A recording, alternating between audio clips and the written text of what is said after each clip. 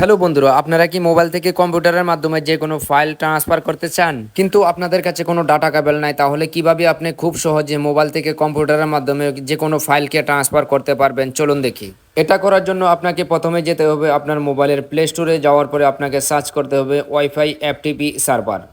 Search করার পরে এই যে অ্যাপ্লিকেশনটাকে আপনাকে আপনার ফোনের মাধ্যমে ডাউনলোড করতে হবে। ডাউনলোড করার পরে এখানে দেখুন অ্যাপ্লিকেশনটা ডাউনলোড হয়ে গেছে। অ্যাপ্লিকেশনটা ডাউনলোড হওয়ার পরে এখানে স্টার্ট বাটনের মাধ্যমে ক্লিক দেবেন। ক্লিক দেওয়ার পরে এখানে একটা বাটন আছে, এই বাটনটাকে এনেবল করে দেবেন। এনেবল করার পরে এখানে দেখুন একটা ইউআরএল এসে গেছে। এই যে ইউআরএলটাকে আপনাকে এখানে সার্চ করতে হবে কম্পিউটারে। এখানে দেখুন দিস পিসির যে জায়গাটা আছে এখানে আপনাকে সার্চ করতে হবে। সার্চ করার পরে অটোমেটিকলি আপনার ফোনের যতগুলো ফোল্ডার আছে সবগুলো ফোল্ডার এখানে এসে যাবে।